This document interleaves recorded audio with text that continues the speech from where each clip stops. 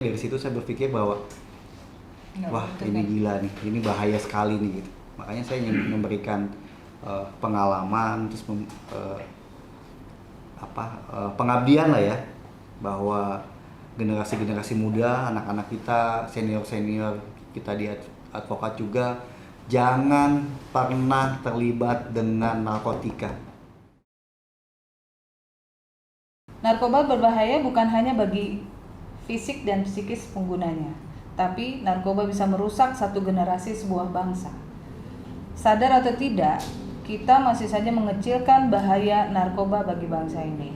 Sehubungan dengan itu, dalam kesempatan yang baik ini, saya sekarang ini bersama dengan Mas Ali Nurdin, the one and only, SHMH, yaitu Ketua DPC Granat Kota Bandung, betul ya Mas? Iya. Masih kan? Masih Cinta lah ya, gitu ya. Dan kita akan membahas hal-hal seputar narkoba dan organisasi Granat juga hobi beliau yang sering touring dan itu untuk melepaskan stres. Apa kabar Mas? Baik, alhamdulillah. Udah new normal, jadi udah aktivitas sudah padat ya? Padat sekali malah. Padat sekali gitu ya, sampai ini kalau nggak karena Kak Wenda susah cari waktunya ya. Mas, kita mau menjelang Munas Granat. Jadi sebagai seorang kader Granat terbaik, mungkin Mas bisa cerita pandangan Mas Ali Nurdin terkait dengan Granat. Ya. Apa tuh? Menurut pendapat saya bahwa Granat itu adalah suatu gerakan organisasi masyarakat yang harus diikuti oleh oleh lembaga-lembaga lain. Dalam artian bahwa kejahatan atau kerugian yang ditimbulkan oleh narkotika ini sangat dahsyat sekali. Kita tidak bisa menggantungkan semua kepada pemerintah. Maksud saya dalam hal ini masyarakat juga harus turut andil dalam membasmi, pemberantasan, mengantisipasi rusaknya satu generasi muda tadi yang sempat Mbak bilang. Dan menurut saya adalah Granat itu untuk saat ini adalah gerakan organisasi masyarakat yang terbaik. Ya. Pada saat itu kenapa saya masuk ke Granat ini, karena saya melihat bahwa ketumnya ini sangat luar biasa. Ya. Jadi ketika orang menyebutkan Granat pasti Hendy Yoso gitu. Ketika orang ingat Hendy Yoso pasti adalah Granat. Gitu. Jadi Granat dan Hendy Yoso tidak bisa dipisahkan. Identik ya? Iya, betul. Mungkin bisa cerita kita sedikit sebelum ke pertanyaan tentang Granat. Mungkin sosok ketua umum Granat itu di mata Mas Ali itu apa sih? Seperti sosok apa? ketua umum itu mungkin saya bilang sedikit gila ya gitu. Kenapa sebut sedikit gila? Karena jarang sekali orang yang mau mengorbankan jiwa raganya, mengorbankan waktunya, mengorbankan biayanya untuk pemberantasan narkoba gitu. Saya melihat beliau dengan waktu zaman tahun 2000 waktu saya jadi awal-awal jadi lawyer itu, saya melihat beliau itu adalah satu sosok idola saya waktu itu. Dengan jaket hitam, dengan kacamata hitamnya, ketika dikasih mic di panggung langsung menggebu-gebu dia. Dan beliau all out ya? Iya, betul. Sampai hari ini ya. Sampai hari ini. Dan keidentikan itu yang belum bisa digantikan oleh. Saya melihat memang banyak kader di kita yang berjuang juga, tapi untuk menggantikan sosok beliau kayaknya untuk saat ini belum ada ya. Belum ada ya? Iya, belum ada. Karena keuletan beliau untuk membangun organisasi ini dari bawah. Iya. Mas, kita bicara tingkat penyalahgunaan narkoba di Indonesia.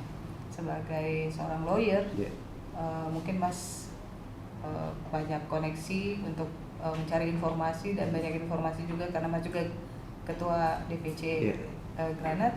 Itu seberapa jauh tingkat penyalahgunaan narkoba di Indonesia?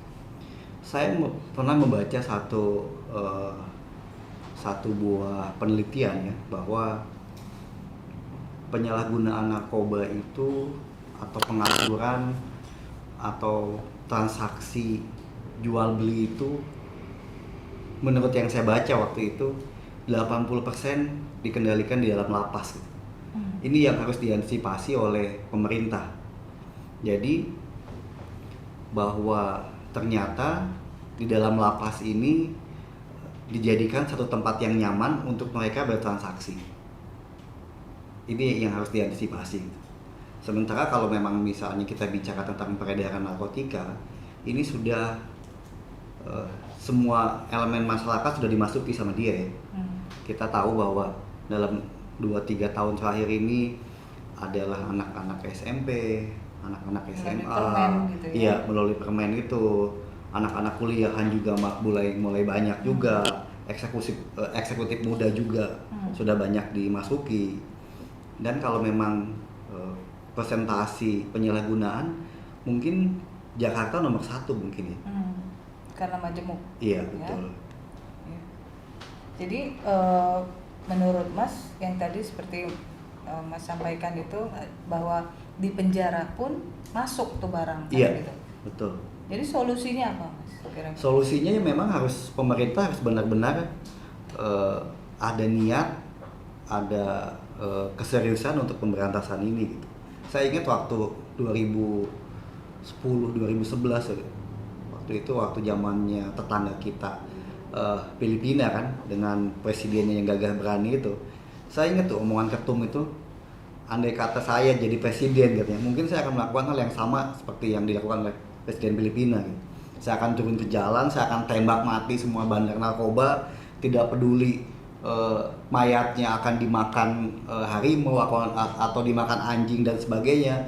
Biarkan itu sebagai contoh bahwa sebagai seorang bandar lu harus terima resikonya seperti itu. Efek jerah. Betul, iya. Karena saya lihat di tetangga sebelah itu ketika sang presiden turun ke lapangan itu ratusan mayat itu bergelipangan di jalanan dan dibiarkan sama dia. Sebagai contoh gitu. Mas tadi kan Mas bilang ini sudah merasuk sampai ke berbagai lapisan. Iya. Termasuk anak-anak juga melalui permen terus apa. Terus kira-kira menurut Mas apa yang harus dilakukan oleh pemerintah? Memang harus ada edukasi tentang apa sih ancaman dan apa sih bahaya ketika seseorang menggunakan narkotika gitu. Waktu itu saya memang sudah menjalankan beberapa program termasuk penyuluhan mungkin ya waktu itu. Kita masuk ke SMP, ke SMA. Preventif ya? Iya, terus kita juga ada beberapa universitas yang minta kita supaya mengisi kegiatan di sana. Bahkan kita sudah melantik beberapa kader kita yang duduk di senat mahasiswa yang ada di Bandung waktu itu. Dan itu memang harus dilanjutkan dalam artian bahwa ini loh bahaya dari kalau lo pakai narkoba, ini lo bahayanya. Itu harus diberitahukan. Kalau waktu yang Mas di Bandung kemarin, sekarang kan lebih banyak di Jakarta. Iya, betul. Itu program apa saja yang sudah dilakukan selain penyuluhan tadi? Itu apa lagi, misalnya tes urin di setiap diskotik atau apa gitu? Sebetulnya itu banyak hal yang merupakan konsep kita, tapi kan kita tidak punya kewenangan untuk memaksa hal seperti itu ya gitu. Kita hanya organisasi masyarakat yang memberitahukan bahwa ini loh ada satu gerakan yang menghimbau tentang penyalahgunaan narkoba. Kalau misalnya penangkapan, tes urin, itu semuanya kewenangan kepolisian gitu. Kita tidak bisa masuk di situ. Dan kalaupun Mas bergerak misalnya penyuluhan atau kunjungan kemana-kemana, itu kan pasti melibatkan institusi lain atau lembaga lain. Kita waktu itu sering bekerja sama dengan BNN. BNN. Iya. BNN. Kalau kepolisian? Kepolisian kadang-kadang juga kita melibatkan, atau kadang-kadang ketika ada pemusnahan barang bukti baik itu narkoba atau psikotropika, kita selalu diundang. Ini udah mau munas nih, Mas. Yeah. Jadi sudah 5 tahun, terus 5 tahun lagi. Jadi apa harapan Mas Ali untuk Granat ke depan? Harapan ke depannya sih bahwa Granat harus selalu hidup. Dalam artian memang ini masa-masa pandemi ya. Mungkin saya melihat memang ada beberapa DPC atau Pemda yang sudah mulai tidur. Cuman kemarin saya sudah ketemu dengan ketum, sudah berdiskusi. Ketika ini pandemi sudah selesai, mungkin ketum juga mulai melantik lagi beberapa Pemda dan DPC. Mungkin hari ini ketum masih di Lampung ya, karena ada 2 DPC dan 1 Pemda yang beliau lantik hari ini. Iya. Jadi Granat harus tetap hidup. Harus tetap hidup dan harus semakin semangat untuk teman-teman semua, untuk ketum juga dalam usia yang tidak begitu muda, tapi saya melihat semangat beliau masih terus menggebu-gebu untuk melakukan pemberantasan narkotika ini. Kalau yang kenal Pak Hendri itu kan dia capek apa enggak itu bisa dilihat dari intonasi suaranya. Kalau udah agak lembut berarti dia capek gitu kan. Tapi kalau masih tenang gitu. Jadi dia masih tune in gitu ya. Nah, kita dari tadi ngebahas masalah narkoba, tapi sekarang saya mau pindah ke dunia lawyering. Mas kan salah satu generasi muda dunia advokat. Kenapa saya bilang? Karena udah ada beberapa generasi di atas Mas kan, yang peduli dengan integritas. Tadi yang kita sempat bahas tadi sebelum itu, mungkin Mas bisa cerita sedikit tentang profesi ini. Kenapa Mas masih mau bergelut di ini? Apakah ini cita-cita atau ya karena kebanyakan gini, sudah tidak diterima di fakultas ini jadi udah ya masuk hukum aja deh. Terus nggak diterima di profesi apa bankir atau apa segala macam, ya jadi advokat aja gitu atau gimana? Kebetulan memang cita-cita saya pada saat masuk dunia hukum saya menjadi advokat. Kebetulan, makanya saya tidak sepakat. Advokat betulan ya? Betul. Jadi saya tidak sepakat ketika ada senior yang bilang bahwa profesi ini adalah profesi tong sampah katanya. Saya sangat menentang sekali, karena buat saya profesi ini adalah officium nobile ya, dimana di situ bukan masalah uang saja gitu, tapi di situ ada idealisme, ya ada visi misi ke depan, terus ada kemanusiaan. Jadi kenapa saya masih bergelut di sini? Memang ini dunia saya. Gitu. Dan Mas mencintai betul, profesi saya sangat mencintai profesi ini. Bahkan saya punya seorang putri, anak yang paling besar. Sekarang kuliah di Unpar juga, udah semester 6. Unpar Parahyangan. Ketika saya tanya, "Teh mau jadi apa?" Dibilang, "Pengen kayak papi," katanya.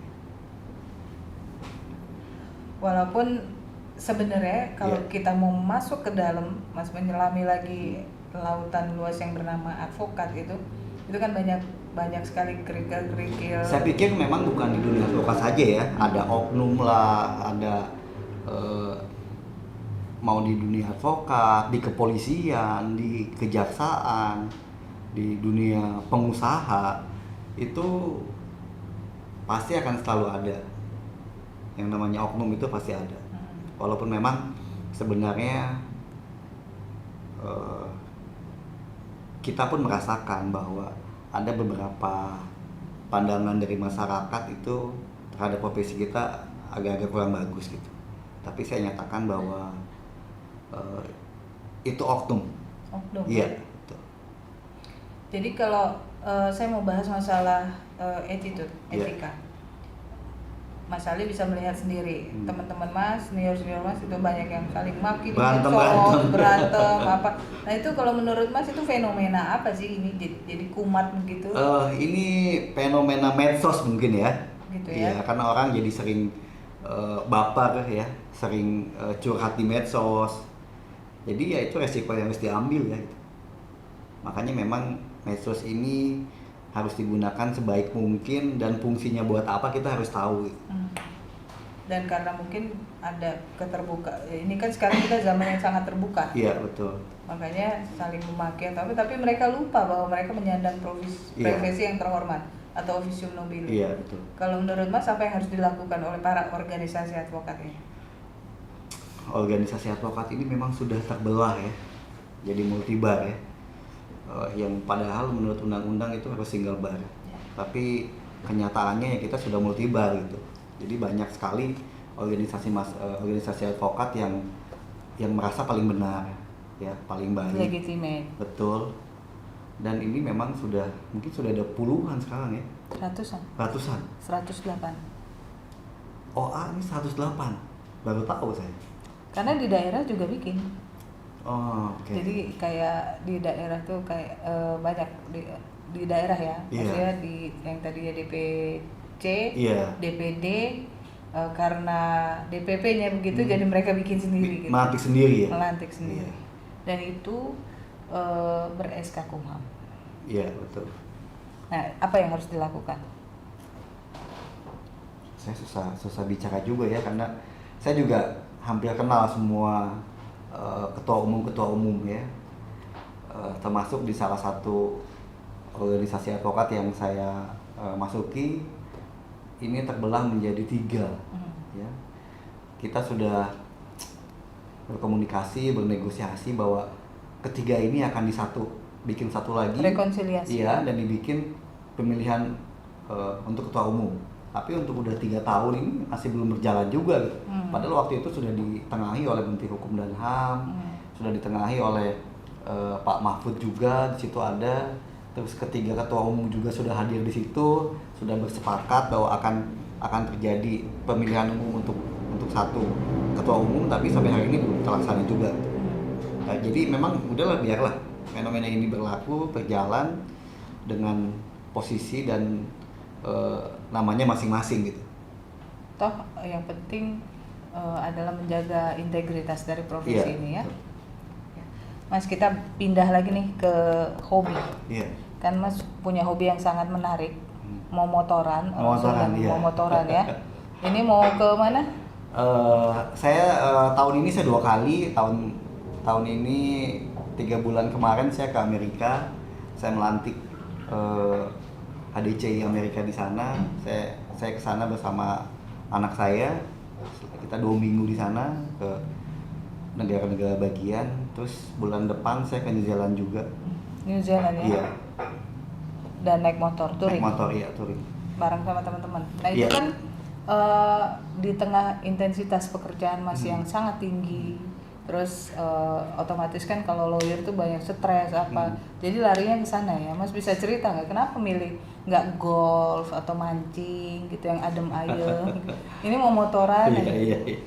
Ya, memang dari dulu saya senang naik motor. Jadi ketika banyak permasalahan yang orang lain happy-nya di golf tadi, di mancing, ya saya happy-nya di dunia motor gitu. Dan bahkan menurut pandangan saya bahwa di dunia motor ini kita banyak mendapatkan hal-hal yang positif gitu. Kayak relasi ya. Relasi di situ ngumpul semua. Ya. Terus di situ ada pengusaha juga, ada pejabat juga. Jadi untuk jaringan dunia motor ini kan dunia yang brotherhood-nya kuat, kental sekali ya. Jadi kita itu kalau misalnya datang ke suatu wilayah yang tidak kenal, ketika berpapasan dengan orang yang menggunakan emblem Harley, kita saling tegur aja kayak udah kenal kayak udah puluhan tahun gitu. Jadi yang dibahas bannya, knalpot gitu ya, berapa cc lu apa betul, gitu, iya. gitu ya. Iya. Dan itu asik ya Mas ya? Mas nikmati ya gitu? Iya, saya menikmati di situ. Jadi nggak takut gitu, kan Harley kan lajunya kenceng banget. Semua hobi ada resiko ya, tapi kalau menurut pandangan umum sih memang Harley itu berbahaya. Makanya memang harus ada pelatihan juga, terus kondisi kita juga harus fit juga, staminanya fokus. Kalau memang dalam keadaan sakit, dalam keadaan tidak fresh, ya lu jangan naik motor Harley gitu. Karena selain membahayakan kita kan bisa membahayakan orang lain gitu. Tapi tidak semua orang yang mengendari Harley itu tiba-tiba langsung mahir, enggak. Dia ada proses pembelajarannya dulu.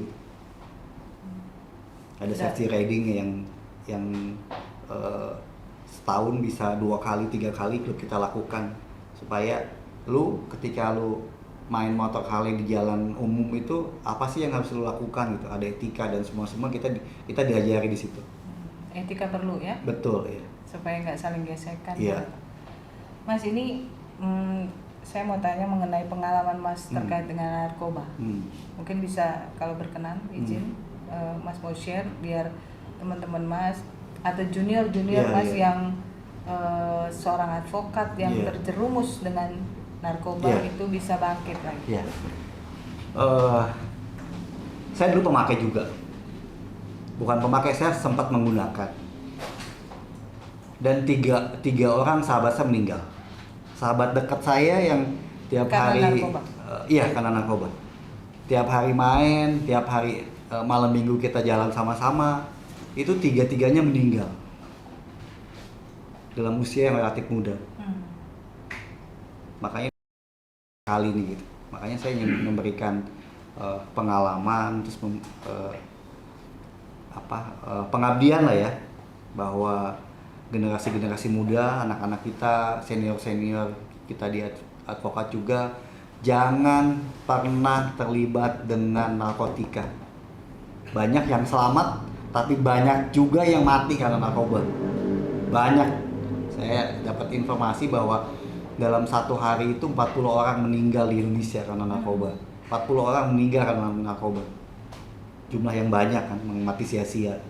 Dan itu kan jerat ya, Iya. jadi susah untuk lepas. Waktu itu Mas gimana tuh untuk totally lepas? Karena waktu itu saya bukan Bukan pemakai yang tiap hari harus ada, addict enggak. gitu ya? Iya, edik enggak saya. Karena memang saya hobi olahraga waktu itu, jadi ketika mengalihkannya ya saya olahraga, saya tinju, saya bela diri. Dan motor ya. Motor iya. Dari mau motoran sampai ke New Zealand gitu. Iya. Motoran saya udah kemana-mana lah. Di orang-orang tidur gitu, ini masih mau motoran gitu. Mungkin ada yang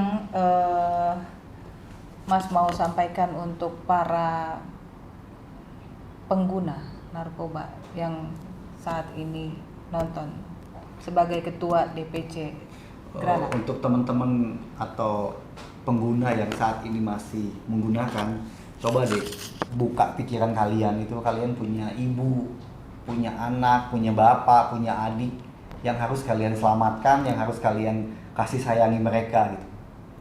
Jadi kalau lu masih pakai, lu akan jadi beban buat mereka. Karena masa depannya kita sudah tahu ya. Kalau lu nggak mati, lu pasti sakit gitu. Nah ketika lu sakit, terus lu tega gitu, bapak lu yang gedein lu, ibu yang besarin lu, atau adik, kakak, atau anak, lu akan menjadi beban di mereka gitu. Kalau lu tidak sakit, otak lu akan goblok gitu.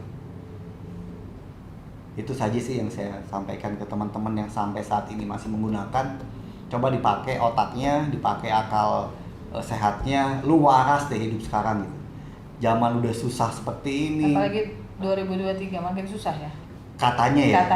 Makin susah, tapi mudah-mudahan buat saya makin bagus, makin cemerlang. Amin. Ya amin, karena Mas kan banyak usahanya, jadi Amin. nggak hanya advokat gitu kan? Ya, gitu.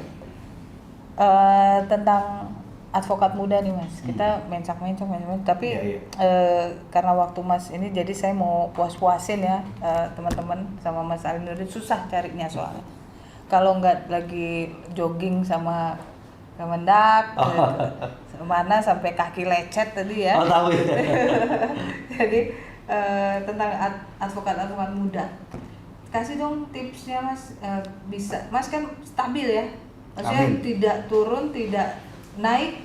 Saya lihat makin sukses. Amin. Makanya susah dicari, makanya saking suksesnya itu susah saya cari. Amin. Didoain sama saya, amin. Itu kasih dong buat yang baru nelor nih, baru disumpah. Itu kan mereka orientasinya tuh Mewahan ya. kawan, teken kuasa, Iya. harus apa gitu. Apa tuh Mas yang Mas mau bagi buat junior Mas? Tipsnya itu saya cerita sedikit ya. Saya anak ke-13 dari 13 bersaudara. Bontot atau? Bontot. Saya yatim dari usia 7 tahun. Coba bayangkan ketika seorang ibu membesarkan 13 anaknya dalam keadaan yang sangat-sangat terbatas. Saya kuliah itu pakai surat keterangan miskin. Boleh cek di sekolah saya di STHB.